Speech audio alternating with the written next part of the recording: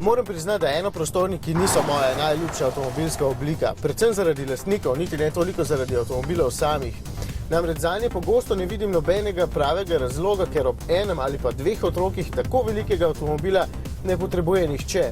Niti prvo leto ne, ko je sabo treba vlačiti še plenice, kup hrane, velik voziček in še kaj. Družin s 3 ali pa več otroki je pa sila malo. Ampak kupci jih imate radi, zato je tukaj Grand C4 Picasso. Ta velik, je zadnjič rekel sosed. Tja, ta velik, ki ima skoraj 650 litrov prtljažnika, v katerem so se mi zadnjič stresle vse vrečke iz trgovine, ker nima nobenih predelnih sten ali pa mrežic. Ta velik, tak ima 7 sedežev, če imate slučajno 5 otrok, ker na teh zadnjih 2 nobena odrasla oseba ne bo udobno sedela.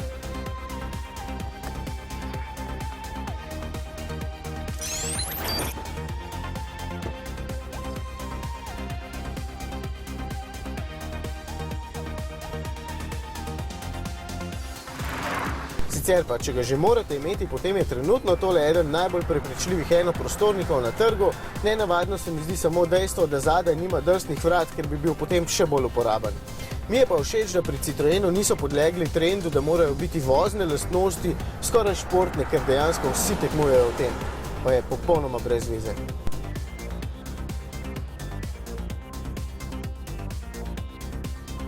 Takšen avtomobil mora biti udoben in tale vsekakor je. Spominja me na Renaultjevega Espasa, tako zelo je mehak, ampak ima precej boljši občutek na volanu in neverjetno majhen obračalni krog. Udobje je pomembno, da otroci čim prej zaspijo. In če ne, so pomembna nizka stekla in tule so. Pa panoramska streha je tudi prijetna in ta podaljšan vetrobran in to dodatno majhno širokokotno gledalce, pa kopica odlagališč in ta dva udobna fotelja tule spredaj. Počutju znotraj dam petico, ker je takšen z opremo nabutan C4 res prepričljiv.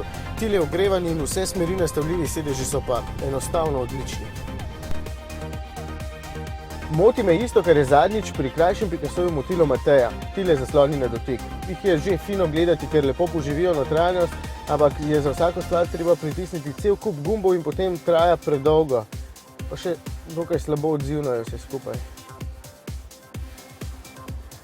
Priporočim lahko še turbobencinski motor THP 155, ker je zelo uglajen, dovolj zmogljiv in porabi med 8 in 9 litrov. In sam bi vzel še samodejni menjalnik, ki je v tem večjem C4 Picasso klasični in ne robotiziran ročnik, kakršnega smo imeli na testu krajšega C4 Picasso. Deluje zelo uglajeno, sem ga vozil na premieri, tudi ta ročni sicer ni slab, ampak tisti bolj povečuje lagodje. Sicer pa, če že kupujete Citroenovega enoprostornika, potem priporočam tega daljšega. Je manj kot tisočaka dražji, bistveno bolj uporaben, predvsem pa bolj samostojen in dejansko lepši. Poglejte, kako zanimive luči ima zadaj. Tisti krajši Picasso je tak kot kakšen Golf. A ja, vrečke iz trgovine pa raje postavite za sovoznikov sedež, ne v prtljažnik, jih bo manj premetavala.